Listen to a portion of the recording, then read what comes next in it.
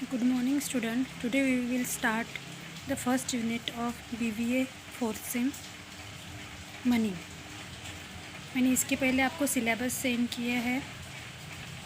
आज हम देखेंगे कॉन्सेप्ट ऑफ मनी। मनी की कॉन्सेप्ट क्या है, मनी क्या होता है। So let's start. First of all money की डेफिनेशन देखेंगे। A generally accepted medium for the exchange of goods and services for the measuring value or for making a payment।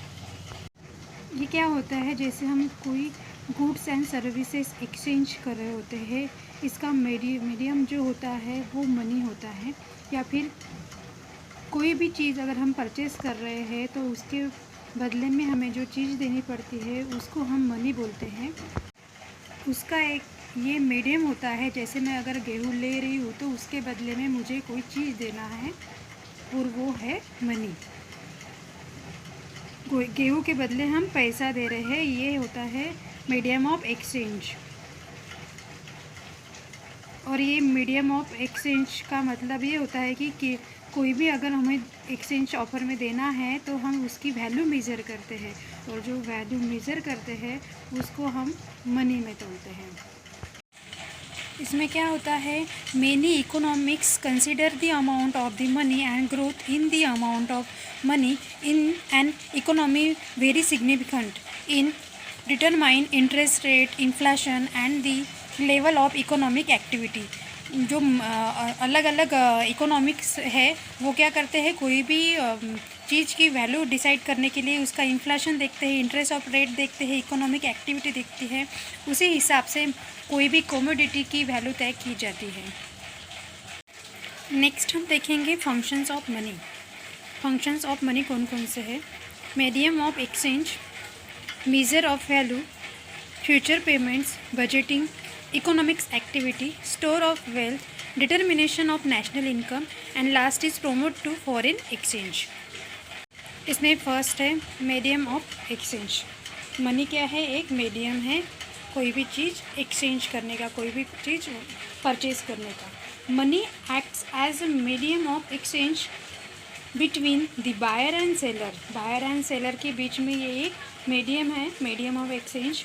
Money is use to make a payment for goods and services. Goods can sold for money and that money can be used to purchase goods. Second है measure of value. Value of different goods and services can be measured in many terms, in the same as we can measure weight in kilogram and distance in kilometer. Money को हम measures कर सकते हैं value में, इसके वो exchange के लिए एकदम इजी हो जाता है। फॉर एग्ज़ाम्पल अगर कार है तो कार की वैल्यू अलग है, राइस की वैल्यू अलग है, बुक्स की वैल्यू अलग है, तो वो हम एक मेज़र कर सकते हैं, उसकी एक वैल्यू होती है। Future payment. Future payment can be easily determined with the help of money. One can borrow loans from banks and other financial institutions in the form of money, and repayment can be made as well in form of money। जैसे हम अगर bank से loan ले रहे हैं या फिर other financial institution से लोन ले रहे हैं तो उसके बदले में हमें जब भी उसको रिटर्न करना है तो वो पेमेंट मनी में ही देना पड़ेगा। जैसे पहले बार्टर सिस्टम होता था तो बार्टर सिस्टम में हम कमोडिटी के बदले में कमोडिटी रिटर्न करते थे, पर यहाँ पे ऐसा है कि हम पेमेंट जैसे मनी में ले रहे हैं तो उसका फॉर्म ऑफ मनी ही रहेगा पेमेंट के लिए।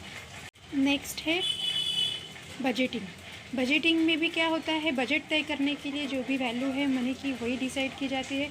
मनी के वैल्यू के हिसाब से अलग अलग चीज़ों के बजट लगाए जाते हैं, वो भी एक क्या होता है, बजट टर्म्स ऑफ मनी ही होता है। नेक्स्ट फंक्शन है इकोनॉमिक एक्टिविटी। इकोनॉमिक एक्टिविटी क्या है, all the types of economic activities such as investment, saving, credit are made in the term of money. Money has played a vital role of economics growth of the society. वो हमें क्या है अभी हमारी society में बहुत ज़्यादा economic growth करने के लिए इसका एक बहुत बड़ा रोल है मनी का। जैसे हम कुछ सेव कर रहे हैं, जैसे पहले बार्टर सिस्टम में जब मनी नहीं थी, मनी डेवलप नहीं हुआ था, तो ऐसा नहीं था ना कि 4 किलो गेहूँ सेव करके रख लिए और वो उम्र भर चलेंगे, हमें वो ख़राब भी हो जाते हैं। कोई भी हो चीज़ हम अगर सेव करके रखते हैं तो उसकी एक लिमिटेड टाइम होता है जब तक कि हम यूज़ कर सकते हैं। मगर इकोनॉमिक एक्टिविटीज़ ने ऐसा कि हम मनी जब हमारे लाइफ टाइम के लिए हम सेव करके रख सकते हैं। Store of wealth. Wealth can be stored easily in the form of money. One can save his wealth by converting in its money. Next है determination of national income. With the help of money, it becomes easy to determine the income generated by the nations. It also helps in determination of gross domestic product of the country. इसमें क्या है, हम easily determine कर सकते हैं कि हमें हमारी नेशनल इनकम कितनी है, उसमें हम वैल्यू कर सकते हैं मनी के हेल्प से।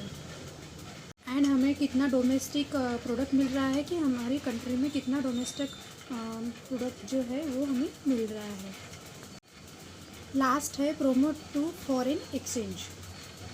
Money has played a vital role in the growth of foreign trade. Foreign investment are made in the term of money payment, and receipt of other countries are made in the term of money. These are all the functions of money.